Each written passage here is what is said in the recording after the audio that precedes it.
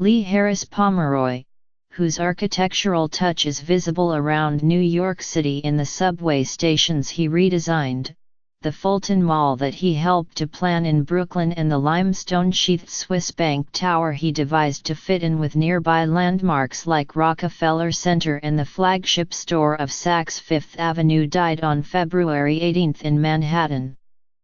He was 85. His daughter, Jordana Pomeroy, confirmed his death but did not specify a cause. Architecture is a social art as well as a technical, problem-solving process, Mr. Pomeroy told his daughter in an email exchange last year. But it is also a means of giving form to ideas, as well as satisfying a practical need. And that is what makes it so special. Although Mr. Pomeroy designed projects around the world, among them the Binhai International Convention and Exhibition Center in Tianjin, China, he was probably best known for his work in the city where he lived. Lee was the quintessential New York City architect, said Sandra Bloodworth, Director of Arts and Design for the Metropolitan Transportation Authority. He loved New York, and he loved the civic side of historic preservation and transportation. Mr. Pomeroy's redesign of several subway stations showcased his ability to blend preservation with modern transportation needs. At the East 180th Street station in the Bronx, his firm led an effort to restore the century-old railroad building that serves as the entrance to the No. 2 and No. 5 trains, and is on the National Register of Historic Places, while improving passenger circulation, installing an elevator and reconstructing a dank passageway to the train platforms. We thought of the restoration of this major historic landmark as a significant gesture of respect to the Bronx, Mr. Pomeroy said when the station's renovation was completed in 2013. His firm, Lee Harris Pomeroy Architects, was part of teams that restored a number of subway stations over more than 30 years, including those in Manhattan at Bleecker Street, Union Square, Fulton Street, Fifth Avenue at 53rd Street, Lincoln Center at 66th Street, and in Brooklyn, DeKalb Avenue. At the bustling Union Square complex, he designed a concourse that connected the 3 subway lines that stop there and collaborated with the artist Mary Miss to highlight architectural remnants of the station's past, like the pillars and terracotta tiles uncovered during the renovation. It was chaos before, Mr. Pomeroy said in 2000, referring to the difficult pedestrian flow before the renovation. This is all open now, a continuous flow. Mr. Pomeroy's passion for preservation found a slightly different outlet in the early 1980s, when he entered a battle on Broadway to save the Helen Hayes and Morosco theaters from being demolished to make way for the Marriott Marquis Hotel on Broadway. He was a member of Community Board 5, which included the theater district, and had his office in the Plaza Hotel. He felt that Times Square was being destroyed, and he wanted to do something about it, Joyce Pomeroy Schwartz, his sister, said in a telephone interview. Mr.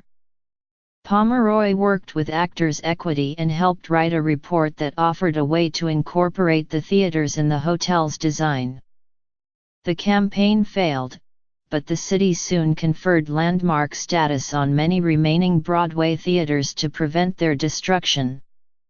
Another theater in the district was renamed for Helen Hayes shortly afterward as well.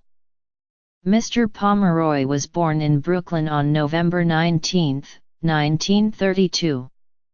His father, Alfred, was a furniture designer who owned a store on Flatbush Avenue in Brooklyn.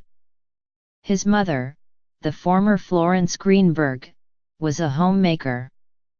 "Our father was always full of ideas and wonder," Ms. Schwartz said, "and we grew up loving design. Architecture fascinated the younger Mr. Pomeroy. I've always been interested in the balance between old and new," he said for Street Value, 2010, a book about the Fulton Mall by Rostin Wu, Meredith Tenhoer and Damon Rich. He added, early buildings were not done necessarily for utility. Architecturally designed buildings were designed mostly because they were symbols, like pyramids and Greek temples. He graduated from Rensselaer Polytechnic Institute in Troy, NY, with a bachelor's degree in architecture, then earned his master's from the Yale School of Architecture in 1961.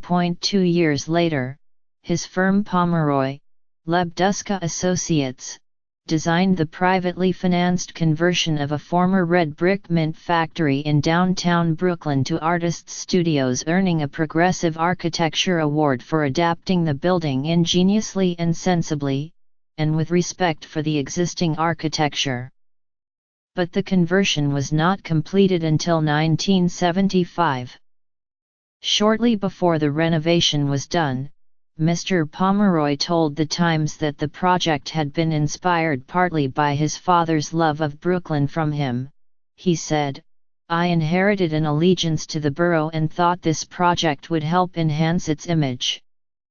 The Fulton Pedestrian Mall was another Brooklyn project for Mr. Pomeroy, which involved designing street furniture, canopies, vendors' kiosks, lighting, graphics, and signage. His plan to cover the 8-block retail area with a fiberglass canopy, at one point it was going to be pink, was not supported by merchants. The whole idea was to create a space that doesn't exist in New York, he told the authors of Street Value. At the more ambitious Swiss Bank Tower, Mr. Pomeroy designed a 36-story building that gave the Saks Fifth Avenue flagship store space to expand. But he also wanted it to be compatible with its famous architectural neighbors. He told The Times in 1990 that he thought of the tower as having, in form and proportion and material, a dialogue with Rockefeller Center. In addition to his daughter and sister, Mr. Pomeroy is survived by his wife, the former Sarah Berman, a son, Jeremy, and 7 grandchildren.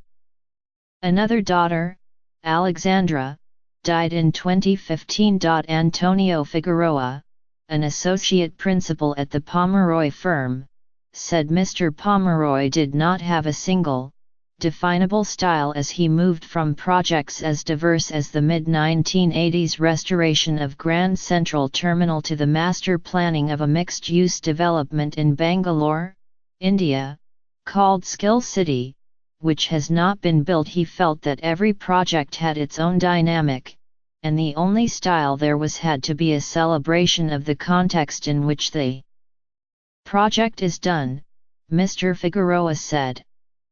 If it's a subway station in a historical area, that has to be celebrated.